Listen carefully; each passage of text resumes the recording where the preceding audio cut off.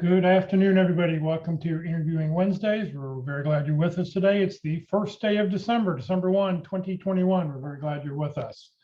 For those on Zoom, if you have any questions throughout the presentation, please just enter your questions into the chat box.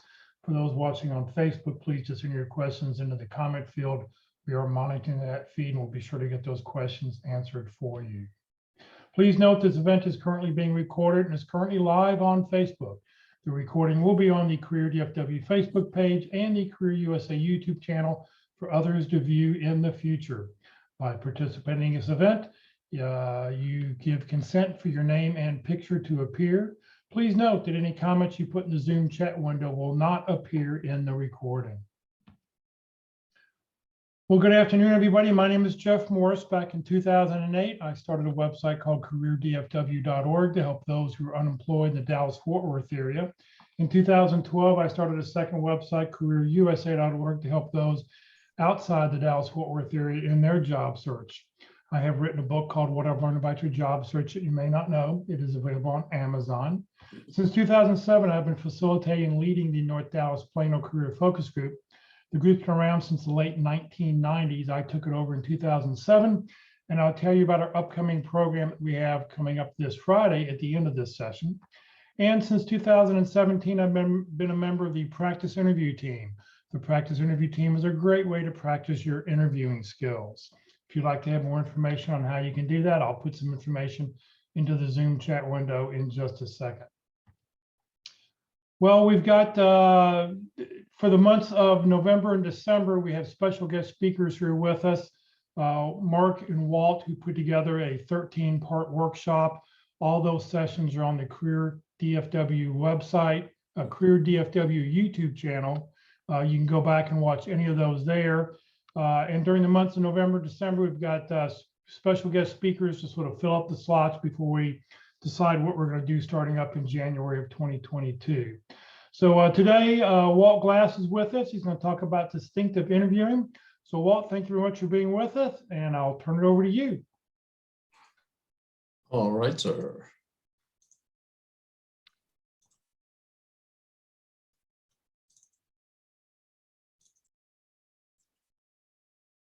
I think we're live. There you go. Well, welcome to those of you who are joining us today to talk about some interviewing. Just a little bit about myself.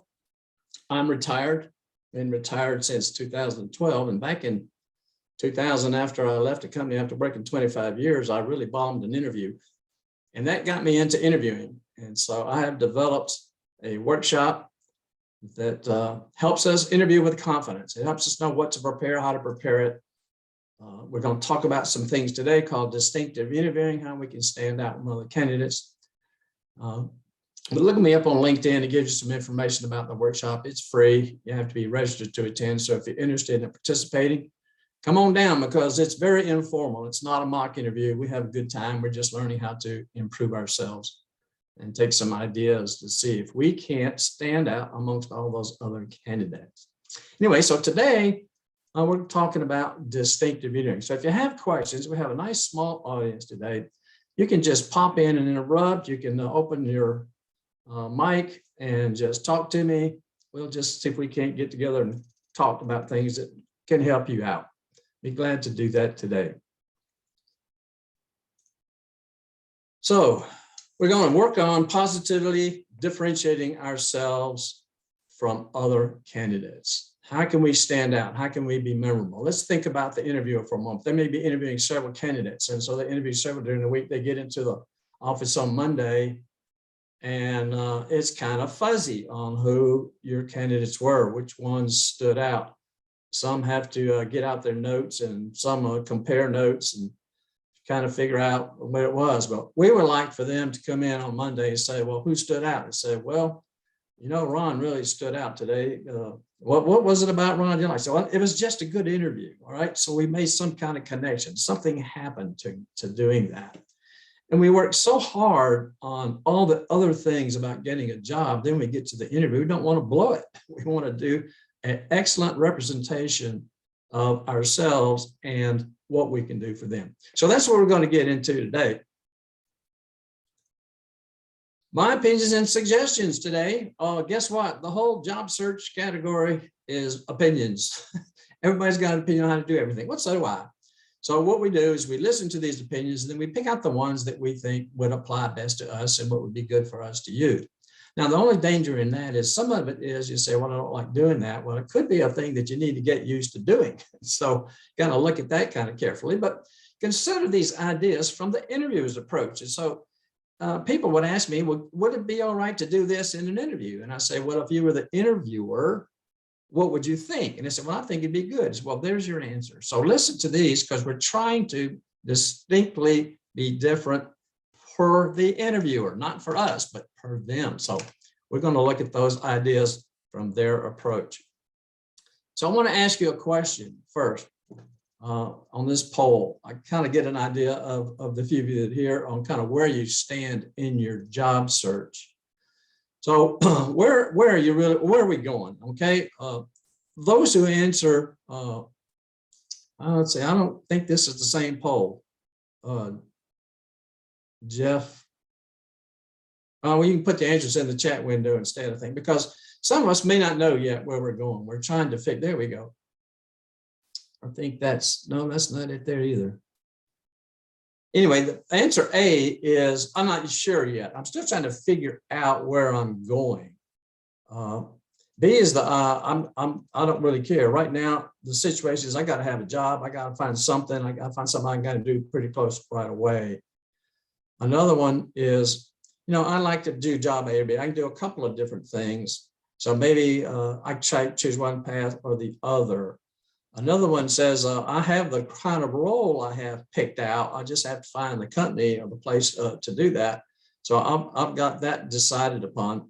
And if you've gone a little bit further, it says, I know what role it is. I know some target companies and where they are. And I'm that far down the path as far as getting that job. So what I see here as far as answers, we got one person who's got a couple of choices, and I don't see anybody else answering the question. So jump in there and ask, at least answer the question, kind of give me an idea of where you are.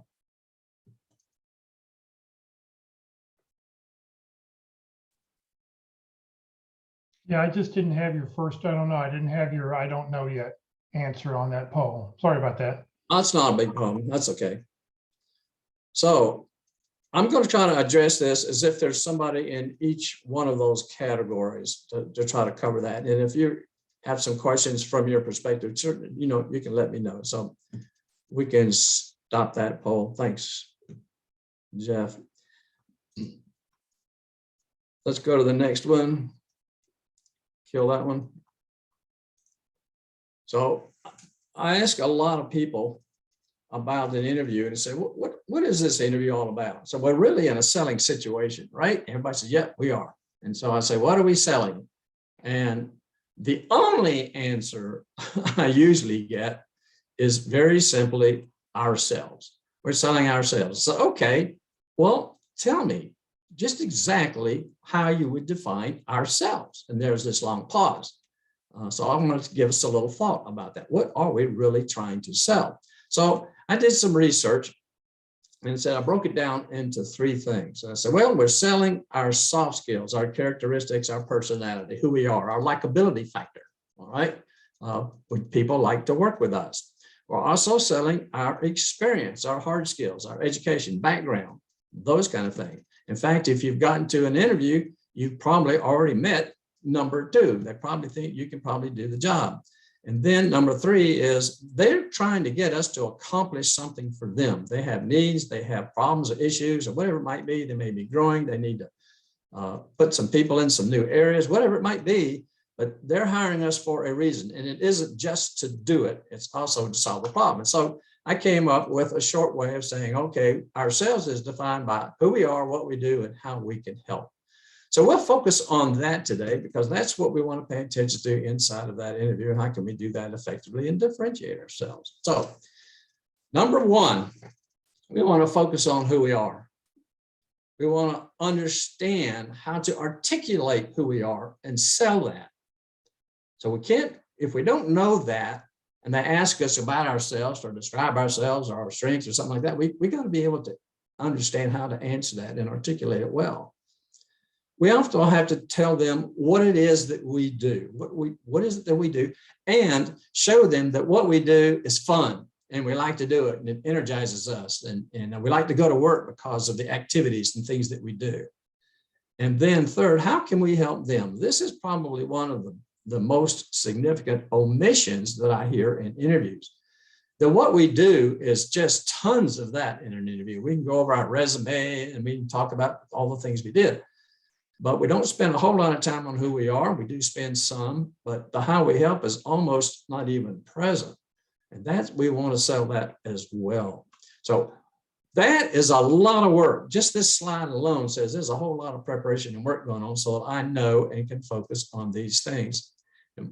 Do you really know what you enjoy? Have you been through some sort of assessment to understand who you are and what are your characteristics and what other people would say about you? So we're going to do that. So let me ask you this question. What do you think the most significant thing that we can do in an interview that will positively differentiate ourselves from other candidates? So just pop in or put it in the chat. I don't have my chat window open because it covers up my slides.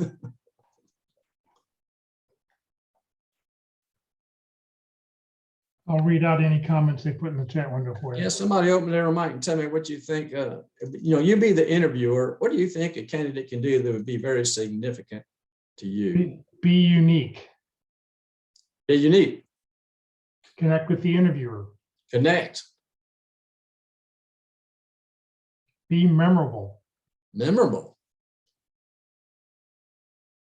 Present the solutions we can provide to solve their current problems. Oh, there we go. Now, 3 of those were results, and 1 of those was an action. Being unique means we got to do things to be unique. So I like what you're saying. You're on the right track of some things that we want to accomplish and do.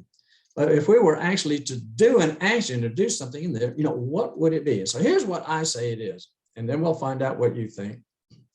Metrics and find out their pain. Right on. You want to find out what's going on and how we're going to be measured. Excellent. So my answer is attitude. Attitude, enthusiasm, energy. Now, some of you, since we're in Texas, will think that sign means hook 'em horns. But actually, it's a universal sign of well-being, feeling good, happy, everything's okay type thing. So Abraham Lincoln said, most folks are about happy as they make up their minds to be. So what's our attitude and what's our enthusiasm showing? And if you're not you kind of a laid back person, then interest in the job, showing interest is just as good as showing the enthusiasm and attitude that you really like this job. You really like this place. You really like the people. You really like what you do. Those are going to be probably the biggest thing that you can do. So I'm going to ask you a question. Do you like dogs? Anybody here like dogs? Anybody here not like dogs? Well, for those of you that like dogs, why do you like the dog? For those of you that don't like the dogs, why do you not like dogs? What's common? The dog. The dog's just being a dog. They're doing whatever they do as dogs, and it's us who choose whether we like or don't like dogs. So it's not the dog's fault. It's just our perspective on whether we like something or we don't like something. Attitude can be a choice. Interestingly enough, Hiring for Attitude did a little survey, and 46% of new hires fail within 18 months. And why? Because most of them from attitude, not their skills. If you stop and think about it, most people that get interviewed and they get hired, they are confident that we can do the job. They're pretty sure we can do it. But what about the likability factor? What about the get along with everybody else factor? What about how you see and can achieve results for them? And can you make things happen, right? So that comes in too. But if we don't have the right attitude going in, if this is a job that you can do, but you don't really like to do, how's your attitude going to be going into that interview? if we can change our attitude to say, this is a job that will get me to where I want to go later down the road, then I'm more interested in saying, let me get in here. I want to find out great things. I want to do great things here. I want to make a good track record. I want to accomplish things for them. I want to be a good employee. I want to do those things. And that's going to help me get to plan A later on. Then you can say, all right, now I can put some genuine energy and enthusiasm into that particular job. People rarely succeed unless they're having fun in what they're doing. So do you have fun at work? Do you like what you do? Do you enjoy doing what you do? Do you know what that is? Have you assessed yourself to take a look at it? Have you looked at your past history? Now look at the words on this slide. We've got enthusiasm, but there's warmth, fervor, relish, fervor, zeal, spirit, passion, devotion, energy. I mean, eagerness. There's a lot of other words that can describe ourselves to show that enthusiasm. Which ones are you when you go into that interview? So what do you think, what the percent of the hiring decision is based upon the enthusiasm and interest in the job in the company? So let's put up a poll here and say, where do you think it stands? If you're the hiring person and a candidate comes in, where do you put that interest and enthusiasm and interest in the job and the company as far as the hiring decision?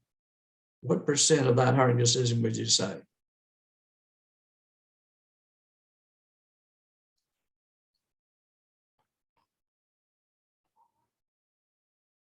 Okay, Kathy says E. Clyde says D. Is that our Facebook? Nobody's responding on Facebook right now. Okay. They're just watching. All right, so we got 2 people. If we can share those results. We got 2 people saying 50 to 60, 1 person in the 60 to 70, 2 in the 70 to 80, and 2 in the over 80. Isn't that interesting? Everybody says it's more than half. It's at least half. Half of the decision is made. So you're saying to me that if I can show genuine interest and enthusiasm in the job in the company, I'm over halfway home. All right. Now, this isn't something that you can't fake it. This is not a fake it till you make it thing. Because if you fake it till you make it, then you got to fake it every day at work, and it's not going to last very long. So we don't want to do that. But isn't it interesting how we think that that is a significant, extremely significant factor in the interview to differentiate ourselves? So we'll talk about showing some of that as we go forward. We can share the, I guess you just need to close out, click on the little X to close out the box. I'll just close it. All right, one more. How long does it take for us to determine a person's trustworthiness upon meeting them for the first time? And I give you some different time frames there. So this is our, first impression thing.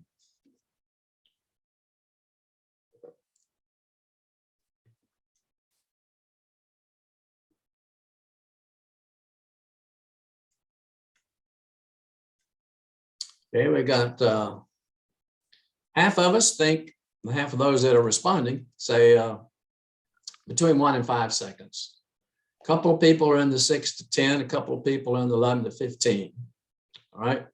That sounds like it's pretty quick. Well, let me give you some numbers about this. I'm just going to drop that.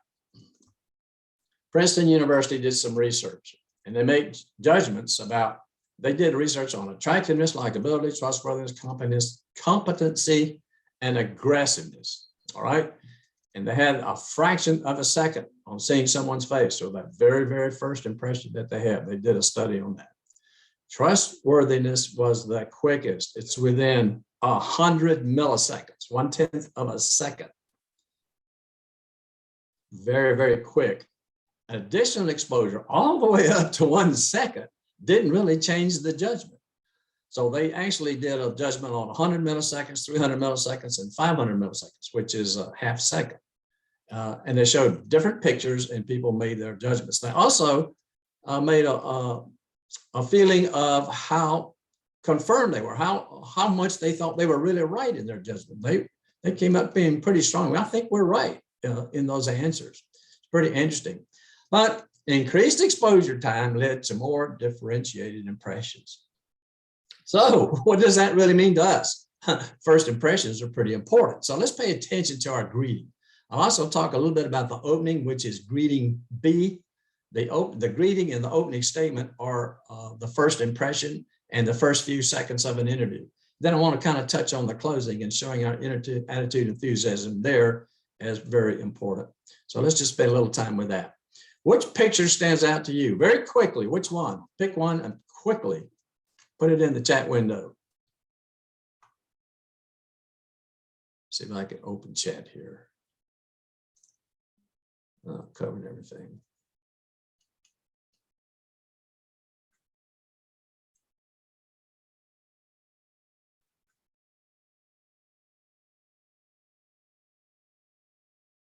Poor people say the baby.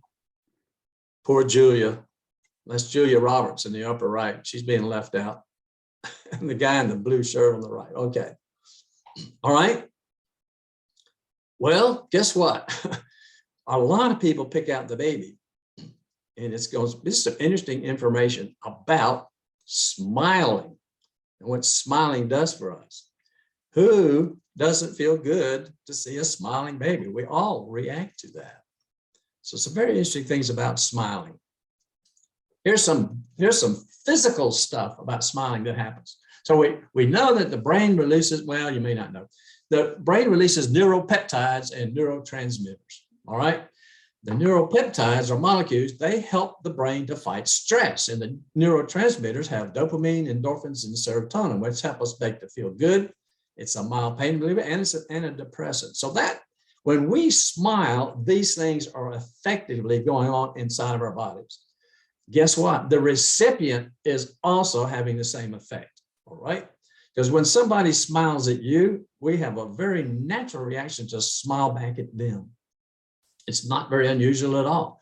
And so we get a double reaction to this. We feel good because they're doing it to us, and then we feel good because we're doing it. So smiling has a huge effect. So when we meet somebody the first time, a lot of us are just naturally smiling, which is great. We want to do that. But it goes on how you're thinking.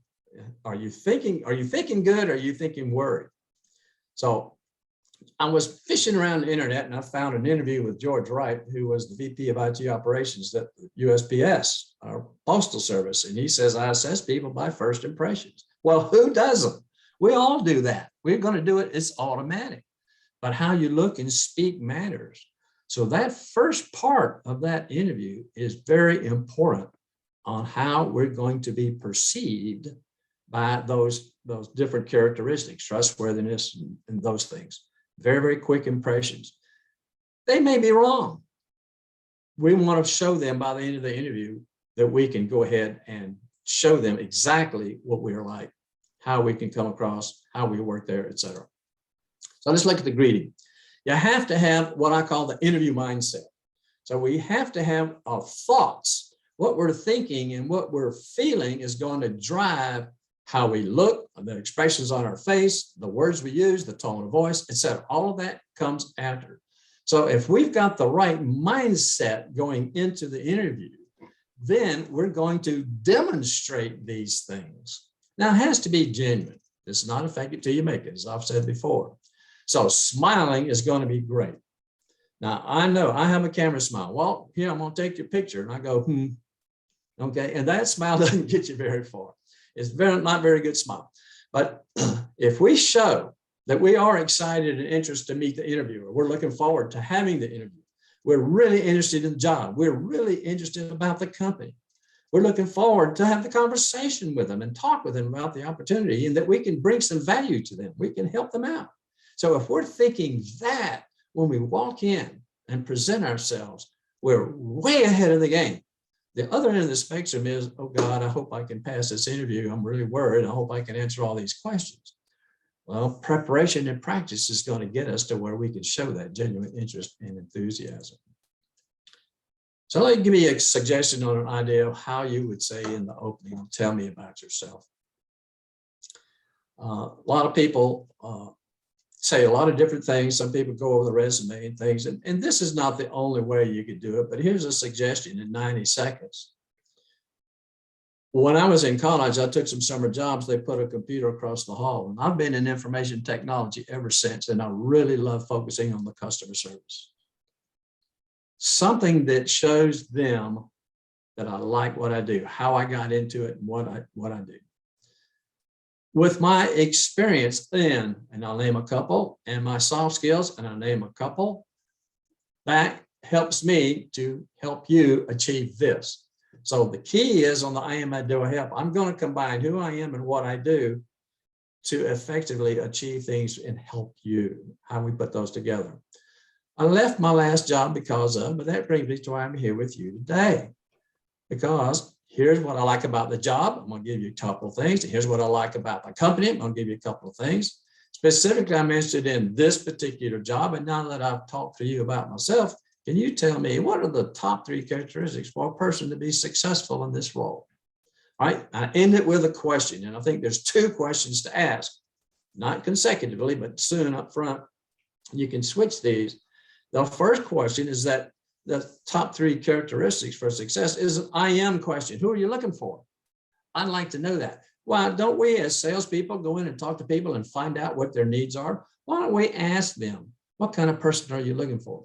So I do some analyzing of job descriptions for people that come to the interview success workshop, and I just read all the soft skills. So here's our starting point. Here's what they say are important. Very interestingly enough, the more technical the position, the less I see any soft skills even listed. It's pretty interesting. But there's our starting point. If we have that job description, does it match? Is it for us? The other question is, how can I help you? And so there's different ways you can ask that. It's been 6 to 9 months. What have I done for you to say I've done an outstanding job, or that you are glad you hired me? Just something. I'm looking for a specific list of measurements that I'm going to be measured by for success in this role. It's performance review time. What are the top 3 criteria for a person to be outstanding in this particular job? How will I be measured? What are you looking for me to achieve for you? Then we can start selling to those things. We find out what they need. Now, we got an idea. We may have an idea from the job descriptions. If you're fortunate to find people inside the company to find out things about culture and things, I always recommend that if you have a target company, to vet it, one of the first things you want to look at is their culture, because if their culture doesn't fit, I don't care about the rest. If they don't like me, they don't like the way I come across, they don't like the way I communicate, etc., then whether I can do the job or not doesn't matter. I inherited a person who was extremely good, but I said, well, we need to put him in a room. We'll feed him occasionally. He can't communicate or talk to anybody. He just had that personality, that kind of thing that was, you just didn't want him to talk to anybody because it would always come out bad, negative, and everybody would be upset, whatever it is. But what he did, the I do was wonderful, but the I am wasn't very good at all. So we had to find a place and make sure that he never got in front of a customer. So that's just kind of a suggested idea of how we might open the interview in the tell me about yourself. And then the closing. This is the point where we want to still show that interest and enthusiasm as much as we did when we came in. So we show interest. This is just a suggested outline. I really enjoyed our conversation today. I like to talk with you about this. I'm really excited about this particular job, and I'm really excited about the company. Today we've talked about you need a person who can help you, and I'm going to summarize the value that I bring that we've discussed. I'll do a trial close and say, well, tell me, where do you see me fitting into this role? Do you see this I would be successful in this role? Give me some feedback. And I've got several different questions you can ask depending on who you're talking to and how badly they want you. The more they want you, the stronger we can close. The process for hiring. We always want to find out and update as we go along what it takes to get on board. How many interviews? What's the process? Who's the decision maker? Who's the hiring manager? Maybe 2 different people. When will I hear back from somebody on the next step?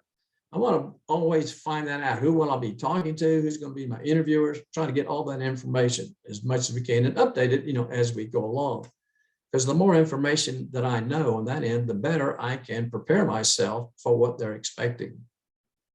And then the farewell, nice smile again. If you're present, shake hands, maybe it's bow or bump elbows or whatever seems to be current in today's world with COVID. But you are excited. I am excited about this position in the company. Can't wait to get started. Something like that that says I'm leaving in a very positive, energetic, enthusiastic, or interested way in this job and in this company. So that's just a suggestion about that. And it all falls under the enthusiasm, interest.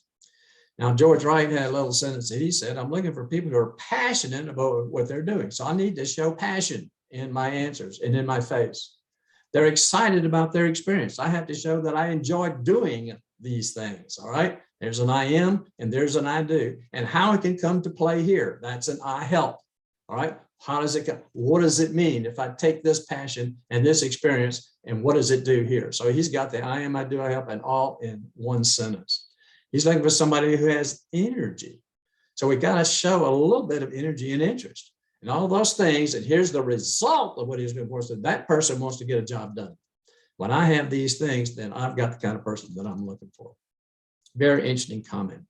So Fred had this feedback that said, Fred, you got some great experience, but lacked energy, didn't really display a strong, verb. I didn't get in something that just said you really would like to go out there and do some business hunting. And other people had an attitude of hunting that energized them, but Fred didn't. So he did not get selected, and it was all on his attitude towards the job. Now, Joseph asked for some feedback, and he said, well, you basically were the only candidate that really showed any enthusiasm for the job. So they interviewed and talked to other people, and they probably could have done the job. But here was the difference maker, just that attitude and enthusiasm. So that's a lot of time on that. Let's go to what's some more, because I've got 10 of them. Listening and speaking in their frame of reference. So Susie carries her own frame of reference. Well, who doesn't? We all have our own perspectives of the world and how we see things. Once we get knowing and focus on ourselves, what we can do, how we can help, who we are, etc., we want to focus now and take that and say, all right, how does that match what they're looking for? But I want to be on their agenda in the interview. I want to stay on that agenda. But I want to think about how they are listening and hearing what I'm saying. How is it coming across to the interviewer? If I'm thinking about them, so if I'm talking to a financial person, I may answer a little bit differently than I'm talking to a marketing person or an operations person or an IT person. How are they hearing what I'm saying? And am I just talking about me? Is that all I'm talking about? A lot of interviews that I've seen, and I've done quite a few of them, that the preponderance is focused on us as a candidate, not their needs and not what they're looking for. So their agenda and on their frame of reference. So here's a question that generally comes out. What gives you the greatest satisfaction professionally? All right. Here's a typical answer that I hear. And I want you to think about whose frame of reference. So I enjoy completing projects, collaborating, and working with cross-functional teams. Well, take a look at this answer. I enjoy collaborating with cross-functional teams, completing projects, increases revenue, provide customer references, leading more sales, and positive impact our bottom line. Would you like me to give you an example? What's the difference in those two? A focuses on I do. It focuses on me, the candidate. It's just that. Now, there's nothing wrong with the answer. It's not a bad answer, but it's missing the opportunity to do more than just talk about I do.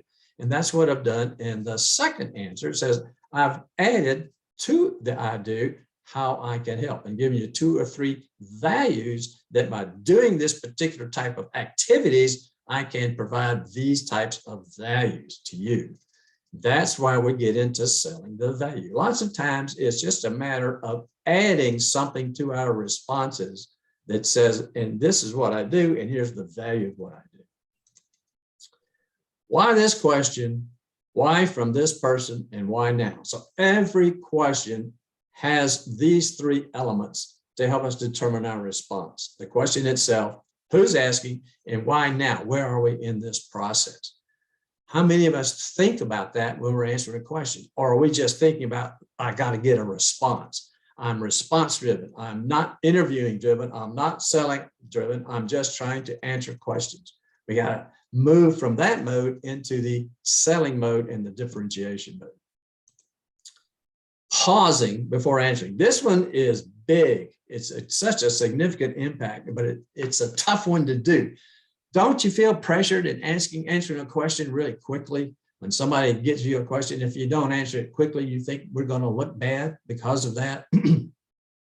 So how does pausing really help us? And how does that impact our differentiation? Well, I bet you won't guess how many things I have. Only have 9, and I stop there. First of all, it's being polite. We can take a breath. We can kind of, one of the best things to do in anything, if you've got some stress, is to breathe. Breathing helps us relax. If you're emotional, breathing helps you get out of a deep state of emotional. So if I'm really upset or I'm crying or whatever it might be, if I stop and breathe, that helps that emotion that's going away. So when I'm stressed, when I'm in an interview and I'm under the pressure and I'm under the gun, a nice slow breath and pausing is going to help clear our mind and make us feel better. It gives us some time to think. What a clever idea. We want to answer the question. And a lot of us will start answering the question without even having the answer really formulated yet. And you know what? I've seen it lead to, and what was that question again? I mean, it gets so far off, they even forget the question. It can ensure we understand the question. I always suggest that we repeat the question in our mind. That forces us to listen to the question. So that's the action you can take that increases your listening skill. And when we start talking and thinking at the same time, that doesn't help us very much at all. One person was asked, what do you like about Microsoft Azure? That's an operating system. It's like your IO system in your phone. He started answering the question before it was even finished. And I've seen people do that frequently. And he answered what he liked about Microsoft. He never heard the word Azure in answering that. We can also do some short answers without being rude or abrupt. We don't have to have a long answer to everything. We can look thoughtful and confident, and we compliment the interviewer. Now you think about this. You ask me a question and I'm looking at you and I said, let me think about that. And you pause, and of course you're going to look away because you can't really think and have eye contact at the same time. We don't usually do that. And this is okay. We stop and we really think about it. And then we deliver a nice, clear, concise answer. Which would you like as an interviewer? A person who just starts talking before they get to the answer, or the person who stops, pauses, thinks, and gives a nice answer? Thoughtful and confident and a compliment. And also, side effect with this bonus is that when we really do get a tough question, since we've been pausing and thinking, it doesn't stand out as a tough question. Doesn't look any different from all the rest. So there's some really positive effects for pausing. I suggest this. If you don't practice it, you won't do it. I know it's true for me. It's true for me. You almost have to practice pausing. Now, it's not that you have to pause for every question, but it doesn't hurt to pause a little bit and get into that pausing experience. So during your practice the pausing as well. So here's what George says. When a candidate asks a question, did they understand it? Did they listen, right? If not, did they ask for clarification? Did they think about it? That's the pause. Did they stop and think about it and then give an answer that's specific? Lots of times I'm hearing people answering questions that's not what I asked. They think it's something else or that it means something else.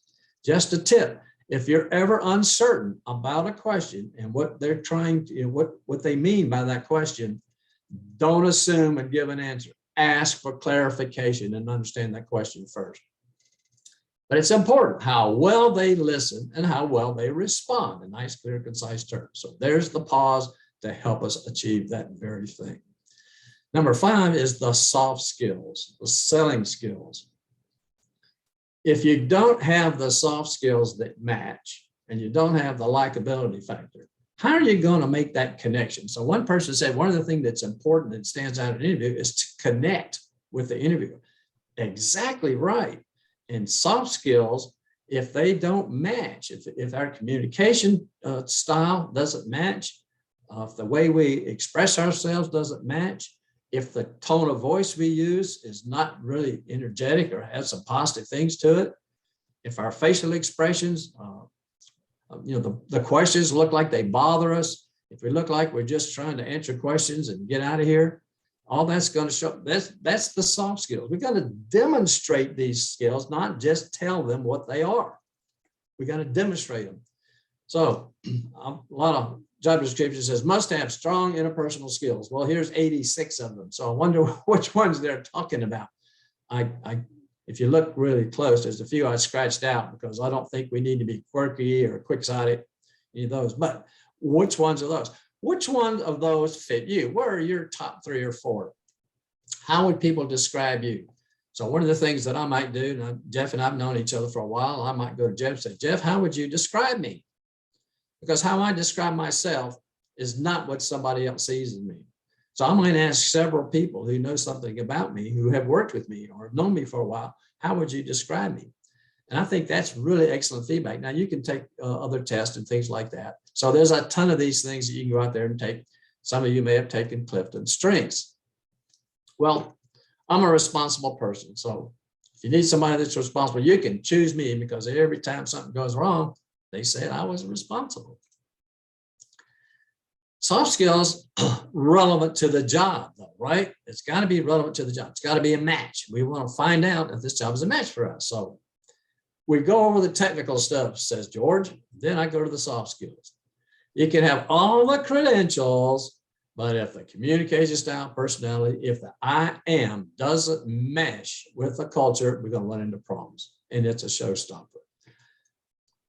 The successful interview is defined as one who I have done a good job of selling who I am, what I do, and how I can help you relevant to this particular job and company. And if they don't want that, that's okay, because you won't be successful there anyway. Not the successful interview is not the one where you get an offer.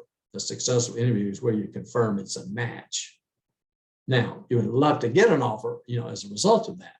But we're going in there to find out if we want to work there too.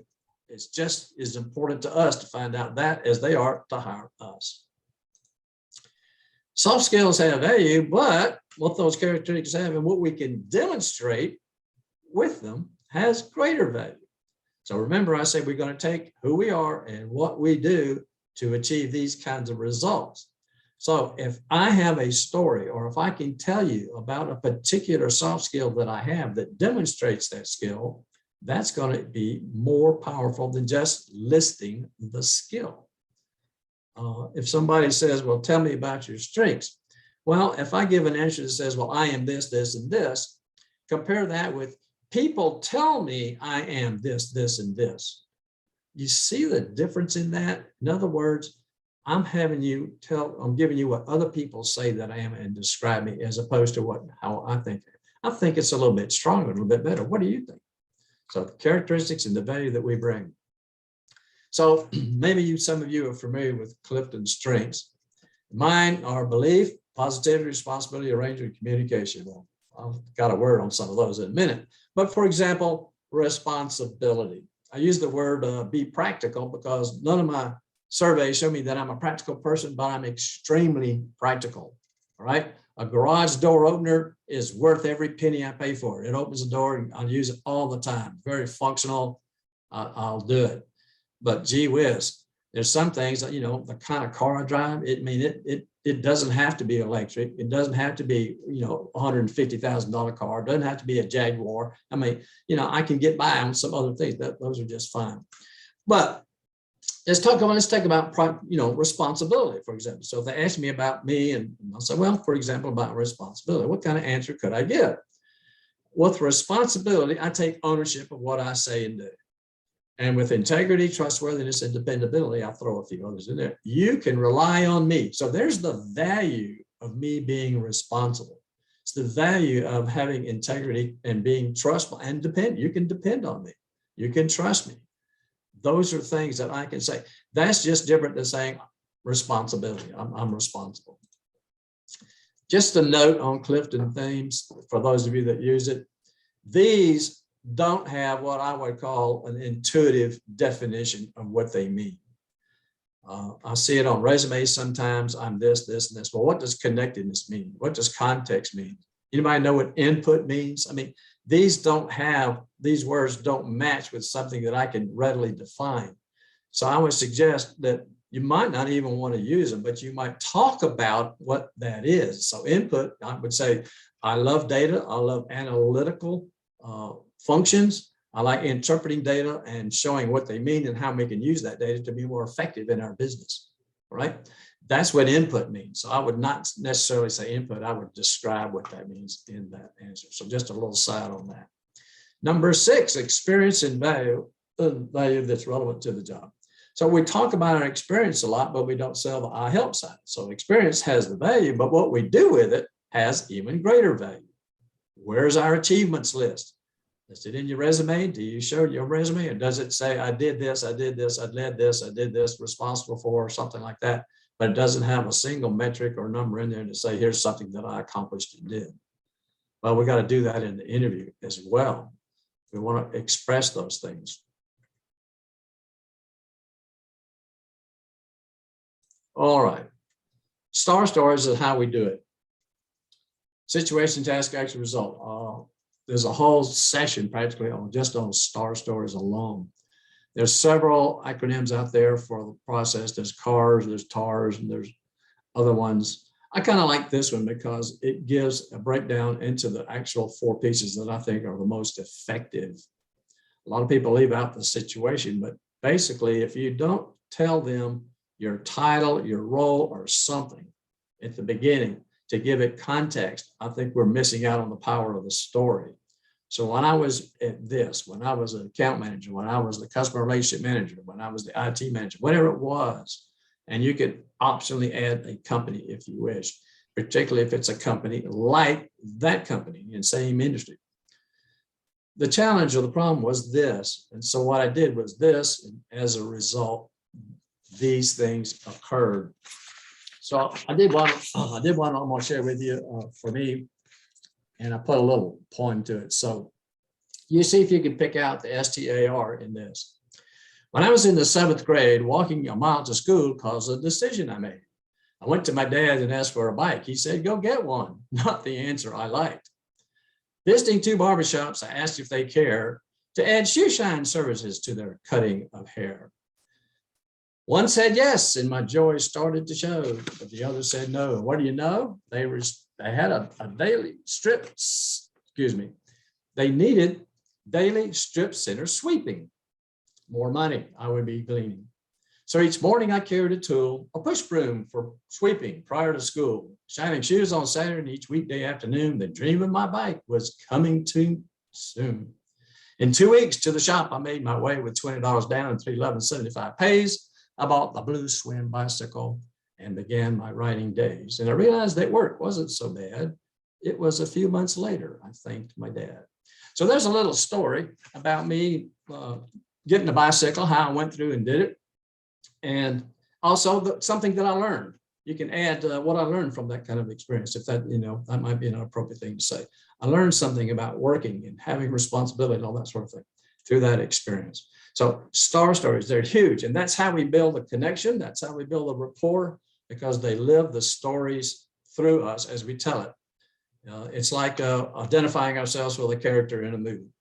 I can remember in one of the Mission Impossible movies, he's hanging out the window on top of this hotel in Dubai, and I'm laying in an easy chair and I'm scared to death because heights just get to me. And I'm not even, I just identify with the character. So that happens with us too. So I'll move on. What can we do for them? This is the I am a help, I am a do I help. So what is it that we do for them? And so Kennedy says, don't ask what your country can do for you, ask what you can do for your country. So are your questions going to be, what are your benefits? What are your training? What are the things? What are the me? What are the things you can do for me? All right. Now you might want to know those, but when's the best time to do that? And it's later, generally after the offer. But nonetheless, we want to focus on what we can do for them and start talking about that. One person went into the interview and he said, well, why are you here? Which is another way of an opening statement. He says, well, I've come to find out how I can help you. That's all he said. They were taken aback. It was a team interview. And they said, well, nobody's ever said that. Nobody's ever come across and said that. They were kind of amazed. And they got this, I love the raised eyebrow expression, meaning surpassed expectations when you get that facial expression. Just because he said, I want to focus on what I can do for you. Very, very positive. So we need a list of achievements and the value that they bring. And so that's the R's in our STAR stories. If you're not familiar with STAR stories, we've got some video recordings out there. Jeff recorded a lot of them on part of the 13 sessions. One of them is just those STAR stories by itself. We go into some deep information just on those. But that's where we really can demonstrate the value. 8, questions that we ask. So are you prepared to ask questions? I've done many interviews, and one of the questions I have near the end is, do you have any questions for me? Well, there's 2 things wrong with that. Number 1 is we don't want to wait for questions to ask until the end. We don't want to wait for that because the interview is over. We can't have a discussion. We can't talk about it. We can just get some data. The other thing is most people don't have a list of questions. They just don't have anything. Or they have what I call the 3 questions that I hear all the time. Not that they're wrong, but boy, do I get tired of hearing them all the time. For example, what is your culture like? Why don't you go out there to the internet and say, give me some example of culture questions. Let's find out more specifically about the culture. So we start asking questions about, well, what's the leadership style here? How does a collaboration between the teams work here? What are things? So I'll ask questions that will demonstrate the culture, not just ask the broad question. It's not bad or wrong to ask the broad question, but I think if you ask a few more detailed questions about that, of the part of the culture that means something to you, that's going to be more important. So we want to ask questions and filter them throughout the interview when it's appropriate on a particular topic that comes up. Asking questions. They're going to ask, grade us on how our questions are. So what do we need to know? What do we need to know to get hired there? They have a list of questions for us. What are our questions for them? Do we have to have a prioritized list? We may not get to ask them all. We don't have time for all that. Don't wait until the end. Questions create a conversation. It keeps us away from the other side. I can't remember the word for it right now. The interrogation. So we don't have to have an interrogation. We can get into that conversation, and this is the way that questions will help us do that. So what kind of questions do you ask? Well, I kind of give you a general guideline of a 50-50 mix. One are what I call generic questions. They're job questions. They're about the job, the people, the boss, culture, expectations, things like that. The other ones are what I call the company specific questions. Those are questions that come up that I will lead in with some knowledge that I have about the company.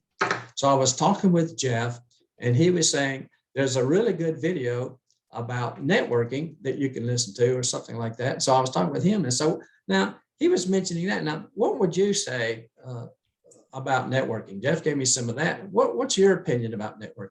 And Jeff works for the company or something. So if I can get a question that shows that I have some knowledge and that I've done some research and ask about that.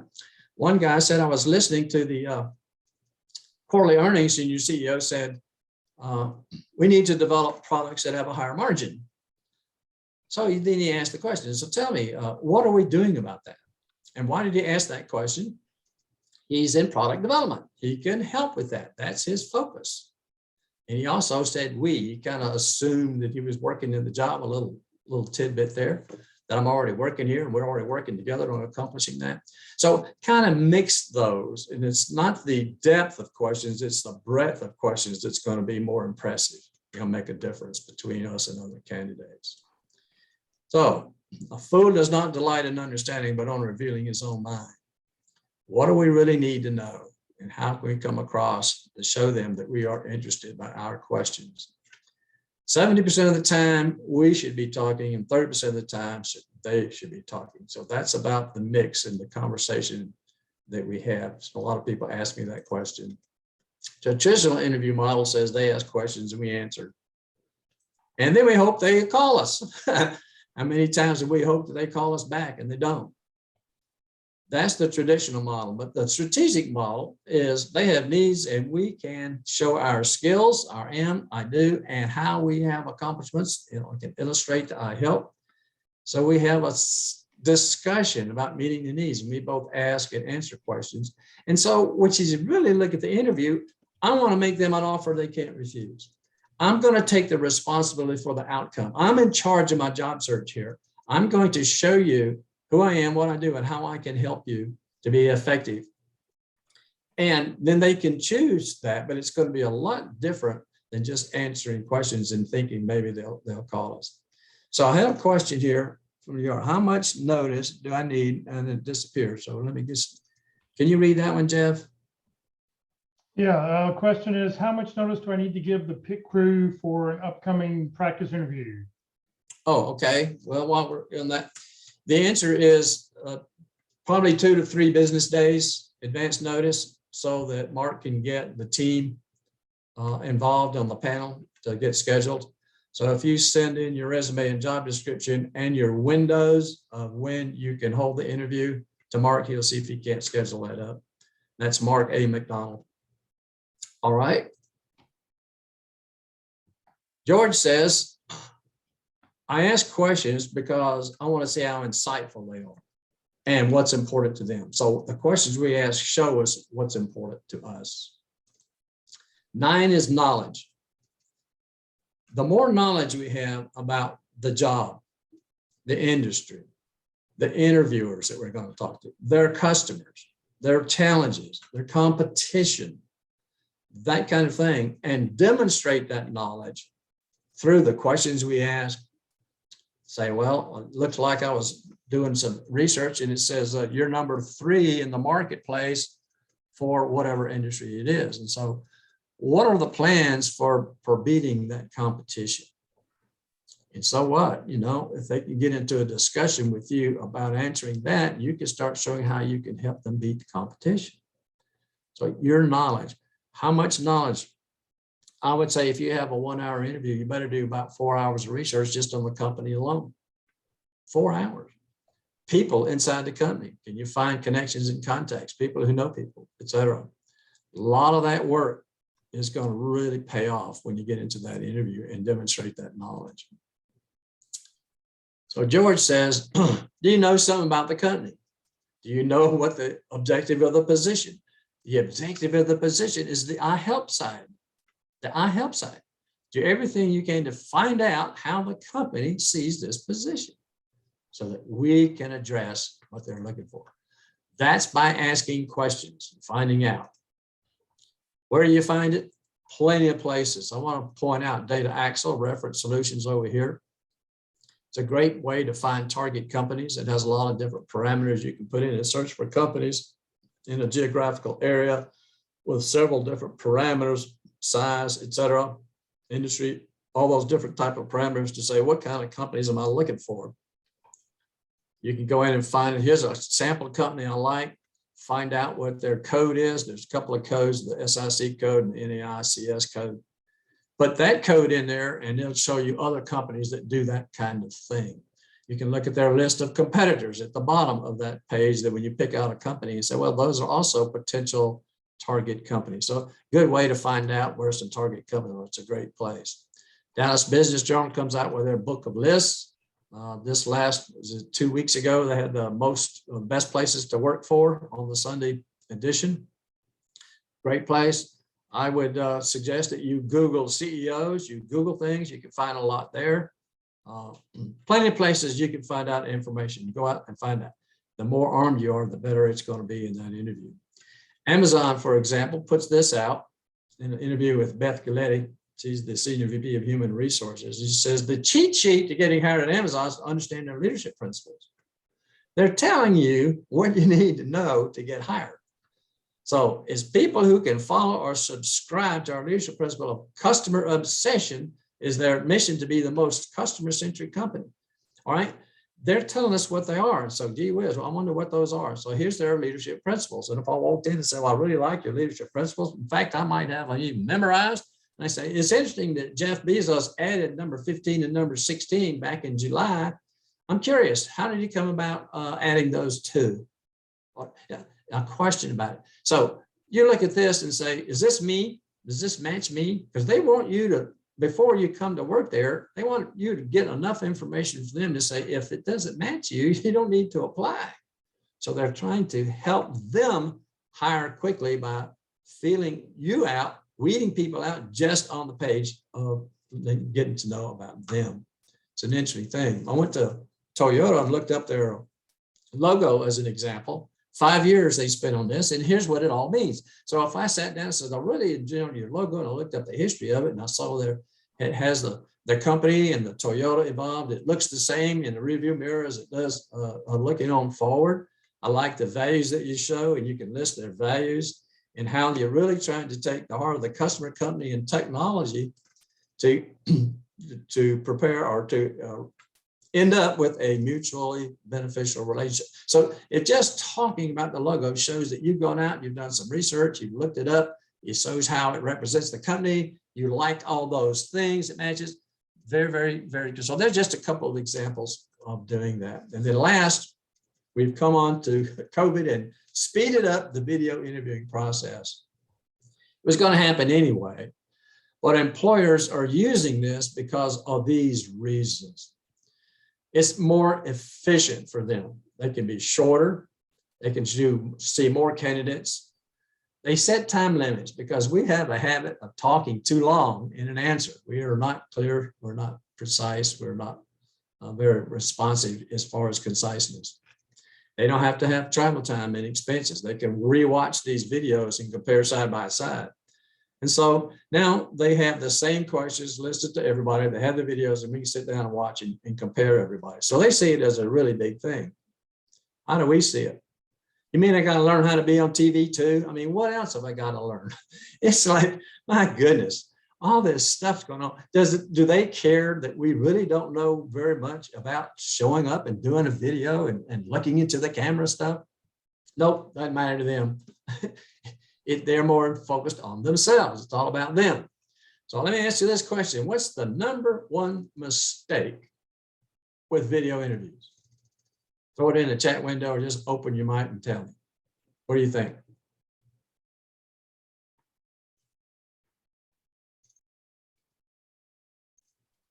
I'm tired of talking. Somebody say something. Kathy says not looking directly into the camera. Not dressing appropriately. Okay. 2 more, not looking into the camera. Yeah. Poor background lighting. Okay. Those are good. Those are really good. And they fit into this category that I'm going to give you. Not smiling. That's a good one, Leora. Leora, thank you. You always got a comment, Leora, and I'm grateful for people who engage and participate. And every time we're in the meeting, you're jumping in there, and I really appreciate that. Excuse me. Interestingly enough, when your little answer appears up on my screen, it stops me from forwarding the slide. Okay, distraction. So not looking into the camera is a distraction. Your background can be a distraction. We don't want to have distractions in our video. In distraction, it really inhibits the listening by the interviewer. So what does your background look like now? I strongly suggest that when you get into these things that you're in, like in today, instead of, to me, the presenter, seeing you hiding behind your picture, thinking that you're looking at your email or doing other things, whatever it is that you're doing, instead of being engaged with this, so geez, I hope you're not doing that in an interview, right? You would never do that in an interview. So I would say practice, turn on your camera, work with your background, ask other people, how does my background look? What do you think about it? Do some research on backgrounds. You can use, now I use kind of a plain background, so it's a filter that you can use on Zoom. But other interview software, there's tons of interview software out there, but you want to practice with that, use that, but engage and use these sessions to help you with looking into the camera when speaking, talking. Instead of putting in something in chat, open up the chat window, talk, look into the camera, show me.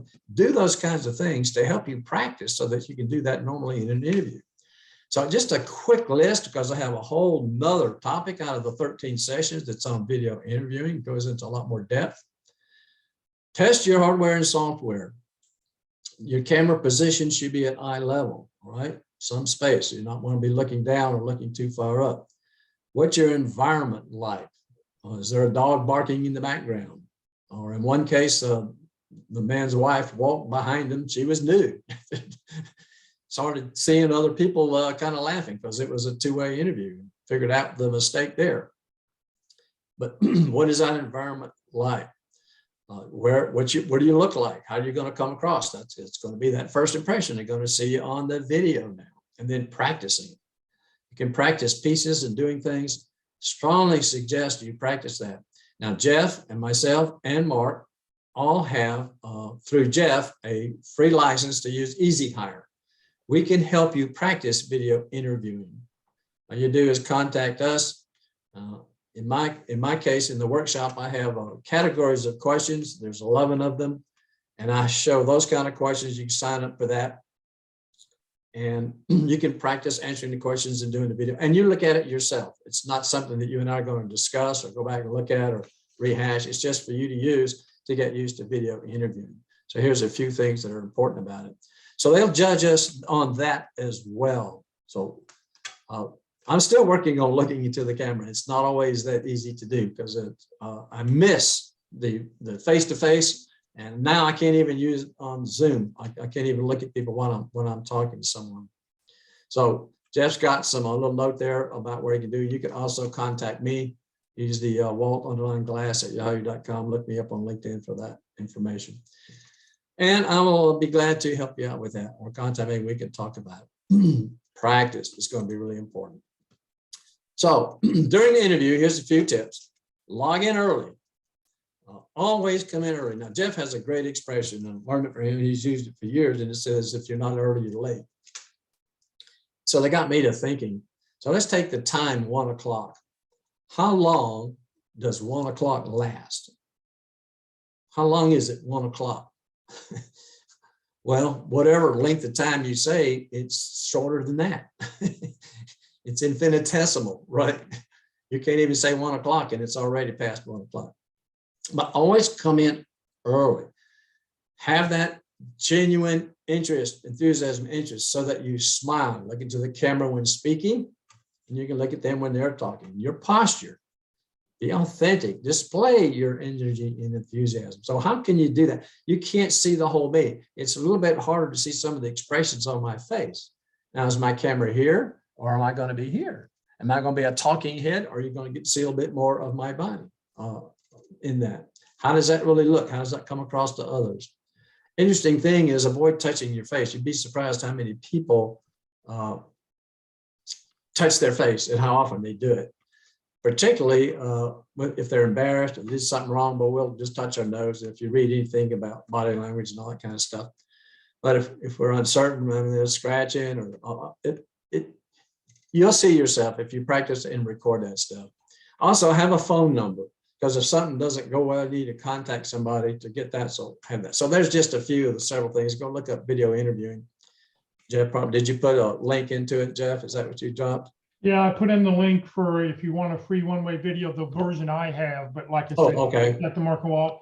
And I also put in a Word document that has the smile faces on it, so that if anybody wants to, put up I have mine is right by my camera, so it just reminds me where to look and reminds me to smile. Right. I use those. So here we are. Here's the 10 things that I have on distinctive interviewing. Knowing and how to articulate and who we are, what we do, how we can help. Our attitude, very positive. Listening and speaking, their frame of reference, pausing, the soft skills, the hard skills, the experience of what we can do, the I am, the I do, I help, the questions we ask, the knowledge we have, and how we can be really good on video interviewing. So let me see if I can do this. Jeff, hang on a second. It didn't show up. All right, let me just go to questions. Well, one of the questions that was asked earlier is, what about mirroring, when you want to mirror the interviewer? What are your thoughts on that? Okay, I'm just going to give you, of course, my opinion on it. You can get yourself into trouble with mirroring. I think you can overdo it. The other thing about mirroring is that, yeah, there's probably something effective with that subconsciously to do it. But if I'm thinking about mirroring, I'm not listening as well, I'm not paying attention to well, it's going to bother my responses because I'm more interested in paying attention to what I call the minors. I'm not going to pay attention. I'm not going to say, look, okay, sit up straight, look at the, because those all come from what we're thinking. Because if you're thinking these things, then you're going to show you as you are and how you react. So am I totally against it? No, but I'm a little bit wary of it. I'm not sure about that. I haven't really practiced or used that very much myself. Does anybody out there use that and found any success with that? Anybody can jump in? Well, it was interesting a few weeks ago when we had Paul Walsh on about interviewing, I forget what his something on interviewing topic. He says, you probably don't want to do it because if the person you're interviewing with has been trained in it, they're going to pick up real quickly that what you're doing, and that could be what throws you out. So you can do it a little bit, but you don't want to mirror them 100% of the time.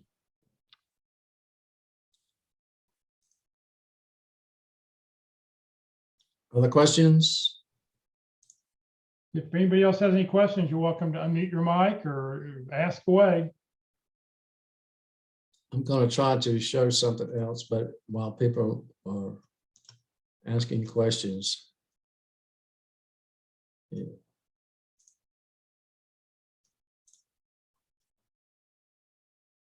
Questions, anybody? That's interesting.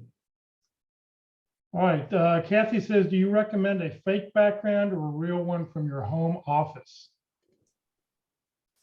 I would ask other people to judge what that looks like and get some ideas on it, because some are nice and personable, backgrounds, and they're fine. But I also see rotating fans.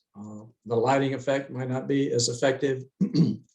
I've heard of cats walking across in front of things like that. But I suggest trying both of those. I've done a lot of that myself, and I've asked Jeff for feedback and things like that. I took a picture. See, I'm in an apartment, and the lighting in here is terrible. I can't get good natural lighting in here because the sun doesn't come into any window except one window in the morning, and it's a bedroom, and I can't certainly do a video from the bedroom.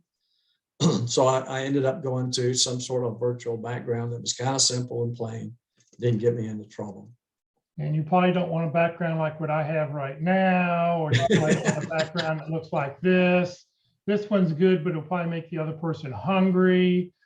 And the problem with this is you're really not sitting out in front of the city of Dallas. I tell you what, the one I really like now is the blur feature. That's a really new one on Zoom, because it reduces what you see in the background. And I think that that's pretty effective if you don't have a nice plain background.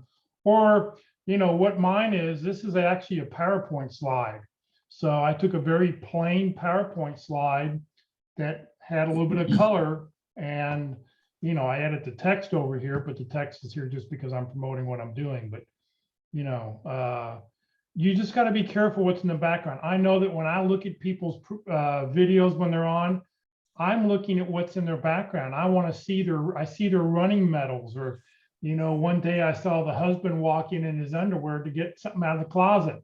So, you just have to be very careful. Lenora says she has a Skype business interview coming up. I've never used Skype. You definitely, I don't know if Skype will allow fake backgrounds. So you want to make sure you have a pretty plain, find a blank wall. I know when my kids were here interviewing, at one point a couple of years ago, both of them were interviewing. We have one picture that hangs up on the wall that's sort of interesting. And that's where they set up at, so that they had this interesting, it was just bold colors in the background. And, it wasn't distracting, but it wasn't, it wasn't like a bunch of books that somebody's going to sit there and read the book titles. Can you Skype with someone else? Can you practice? Can you, use it before you get to the real interview? Perhaps that'll help you. Oh, according to Ron, MS Teams does blur and allows custom backgrounds. So I would try to find somebody who has, reach out to your network and go, hey, who can do a Skype interview with me? And I just need to practice and just to see what the setup looks like and everything. So you're ready to go. Now, I think the one thing about, if I remember right, when I did I was on a Skype meeting a while back, the background is automatically flipped and I could not figure out how to unflip. So like all the text would have been backwards. So if you have just a generic background, it shouldn't be a big deal. But just reach out. Well, put a note out to your contacts. I'm sure somebody in the FANG group probably has it or is able to help, would be able to help you out with that. I've got one other thing to share if we're done. Yeah, go ahead, share.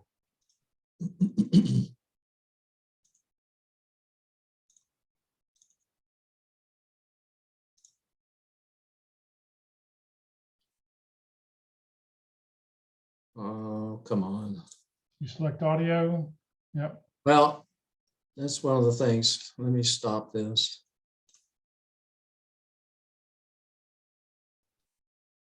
I hate that thing. In your menu, in the very top, you should be able to go share audio. Yeah, but my chat window was covering it up, so I had to had to get to that point. Mrs. Carruthers, welcome. Working? Come on in, have a seat. Of course. I have been looking over your resume, and I have to say I am very impressed. Oh, thank you. Actually, I think, to be honest, you are overqualified to be an accountant. Oh, well, that's okay. I don't intend to work very hard.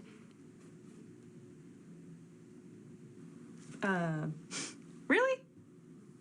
Absolutely. In fact, I only intend to show up when I feel like it, which is good because I have a wide variety of extremely annoying personal habits and absolutely no sense of hygiene. Oh. Then I don't feel like you're then the correct person for this position. That's okay. I quit. You can't quit. You don't work here. Like I would ever work here. Like we would ever hire you. Oh, yeah? Yeah. And even if you did work here, I would even give you the opportunity to quit because I would fire you. Well, you can't fire me because I don't work here. That's right. You don't, and I would can your ass so quick. Prove it. Okay. You've got the job. Thank you. You're welcome. And now it is my pleasure to inform you that I quit. you can't quit. I fired you. No, it's too late. I don't work here anymore.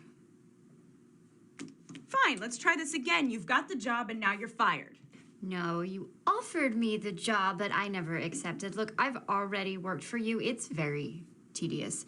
And now you want me back. I think it's a regressive career move. Okay, what can we do to get you to come work for us?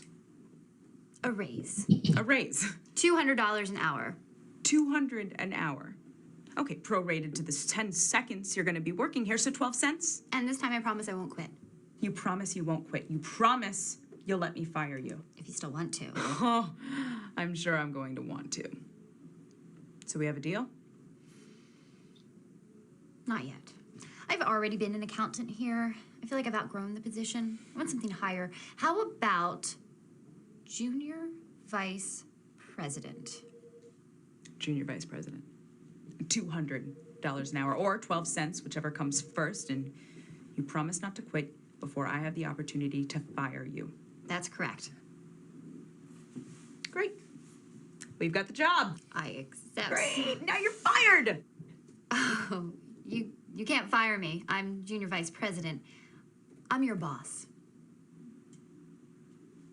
What? That doesn't make sense. And as your boss, I regret that I have to fire you. Why are you firing me?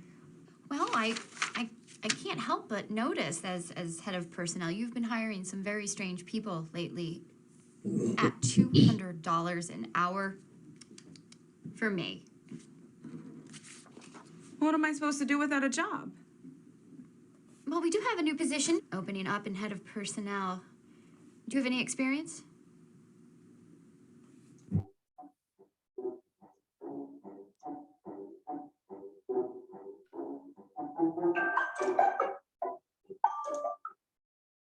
That's it. Any other questions for Walt before we conclude for the day? Going once, going twice?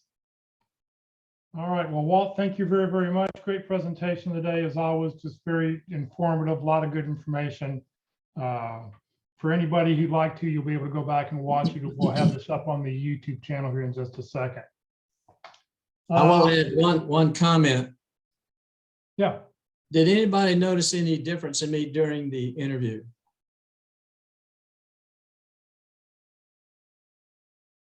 I had a bad cramp in my left leg about 2/3 of the way through. Couldn't tell.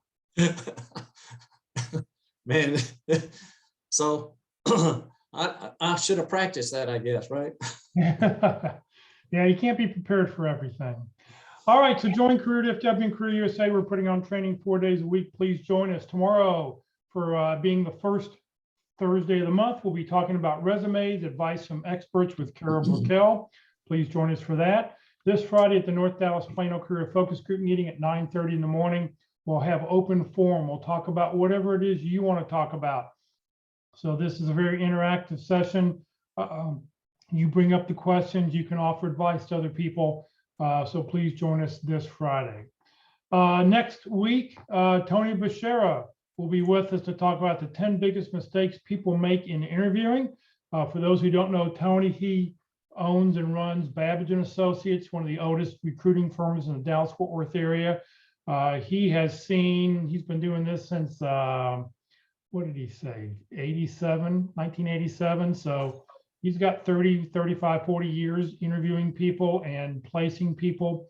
So he'll share the 10 biggest mistakes that people make when interviewing. So join us next Friday, next Wednesday, a very interesting presentation. This session has been recorded. It will be on the Career DFW Facebook page, and in a couple hours, it'll be up on the Career USA YouTube channel for you to go back and watch. Just for those who, if you've missed the 13-part session on interviewing that Mark and Walt put together, these are the 13 sessions. There was session number 3, all about star stories. The first 5 sessions are preparing for the interview. The next 5 sessions are about during the interview, how to handle it during the interview, and then some topics, advanced topics that they've wanted to talk about. All this information is on the Career USA YouTube channel. Click on playlist, and then down below, click the list you want. In this case, pick interviewing, and down where you see the red arrow, view full playlist. When you call that up, you can then go through and you can pick whatever topic it is and just scroll down to find the topic that you're interested in. The newest topic will always be on the very top. If not, click on the little sort button to do it. We have well over 290 different videos on all these different topics that we recorded over the last couple of years. If you're not receiving emails about our workshops and you'd like to join the Career USA mailing list, please send an email to Career USA, +subscribe at groups.io. What this will do is you'll never be spam, but what you will get is every day you'll get an email with the title of the day, the topic of the day, and most importantly, you will get the Zoom link of the day. That way you'll be able to open the email, click on the Zoom link, and find us. Please note, Career DFW, we're a 501c3 nonprofit organization. All of our speakers are volunteers. I'm a volunteer. Everything I've done over the last 13 years has strictly been to help you land your next great opportunity. So Career DFW survives on donations. Please consider making a donation when you get your next job. So thank you very much for joining us today. Walt, once again, thank you very much for your time. Everybody else, have a great week, and hopefully we'll see you later. See you tomorrow or Friday.